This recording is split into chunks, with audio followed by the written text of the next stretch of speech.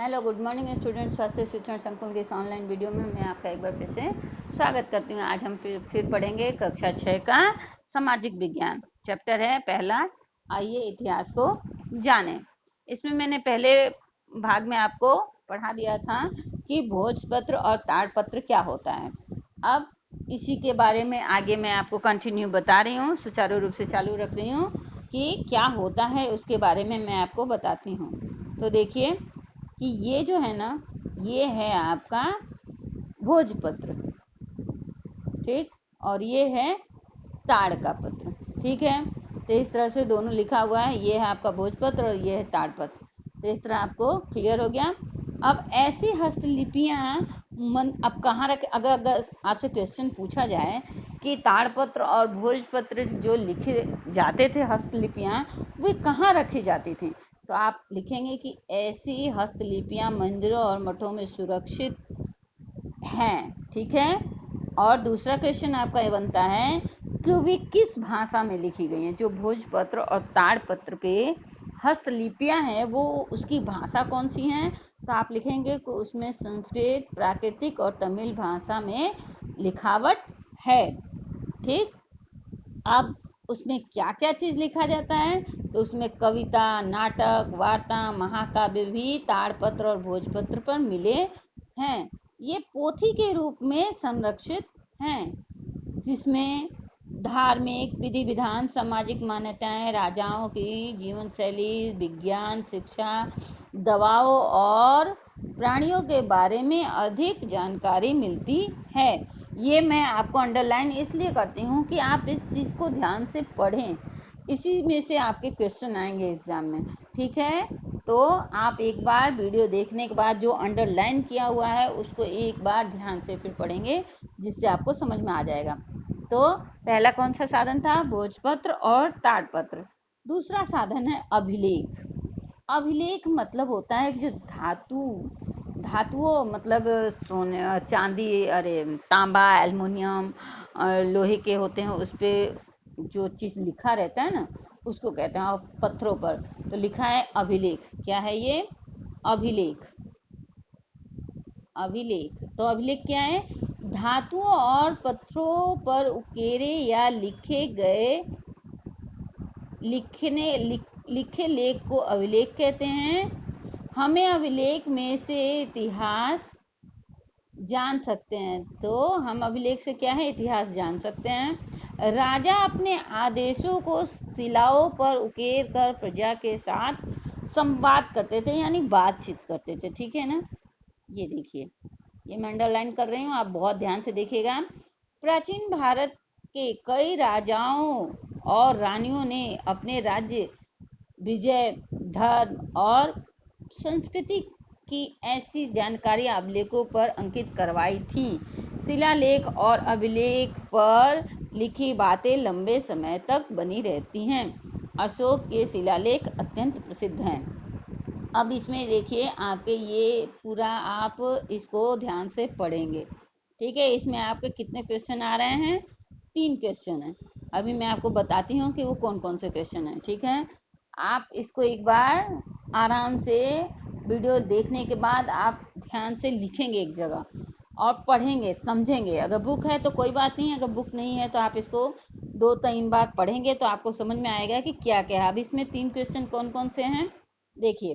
पहला है कि अभिलेख किसे कहते हैं, तो आपको मिल जाएगा कि अभिलेख किसे कहते हैं, धातु और पत्थरों पर उकेरी हुई लिखे हुए लेख को अभिलेख कहते हैं। ये पहले क्वेश्चन का आपका उत्तर हो गया, ठीक है। अब दूसरा क्वेश्चन आपको से पूछा जा सकता है कि ये राजा लोग अभिलेख क्यों लिखवाते थे, तो आप लिखेंगे कि कई राजा और रानी अभिलेख अपने राज्यों पर विजय, धर्म, संस्कृति आदि की जानकारी अभिलेख पे अंकित करवाते थे, ठीक। अब तीसरा क्वेश्चन बना कि कौन सी लिखावट लंबे समय तक चलती है, तो आप लिख सकते हैं कि शिलालेख और अभिलेख पर लिखी हुई बातें लंबे समय तक रहती थी, ठीक है। अब चौथा क्वेश्चन यहीं पे होता है कि किसके शिला अभिलेख ज़्यादा प्रसिद्ध हैं, तो अशोक के शिला अभिलेख जो हैं ज़्यादा प्रसिद्ध हैं, ठीक है। अब ये देखिए, अशोक का शिलालेख जो जूनागढ़ में है। ये देखिए, ये शिलालेख जो है अशोक का है, जो कि जूनागढ़ में है। ठीक है। अब तीसरा आपका आया ताम्रपत्र। ताम्रपत्र, ताम्र मतलब होता है तांबा।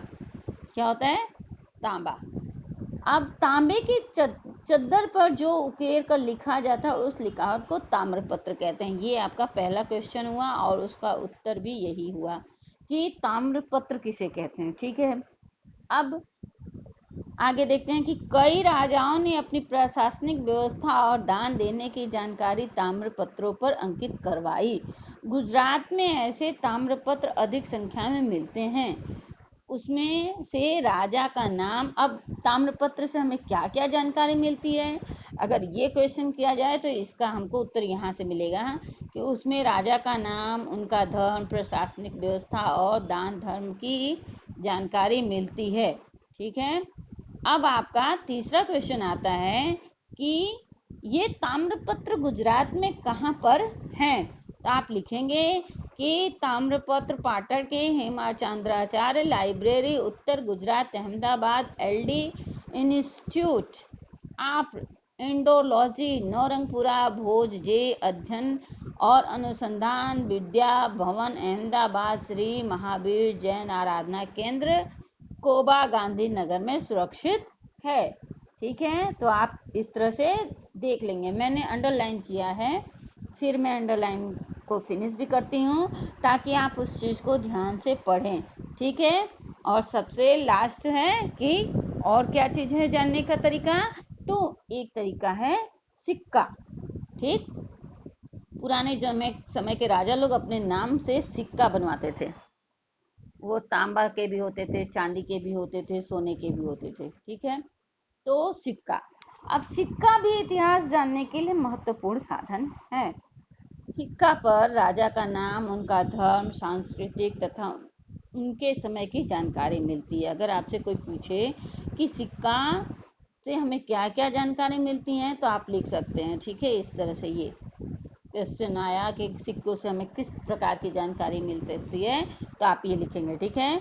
तो भारत में ईसा पूर्व 5वीं शताब्दी में पंचमार्क सिक्के मिलते थे। कौन से सिक्के मिलते थे? पंचमार्क सिक्के मिलते थे, जो सबसे प्राचीन सिक्के हैं। अब आपसे क्वेश्चन पूछा जाए कि सबसे प्राचीन सिक्का कौन सा है, तो आप लिखेंगे कि सबसे प्राचीन सिक्का पंचमार्क का सिक्का है ये।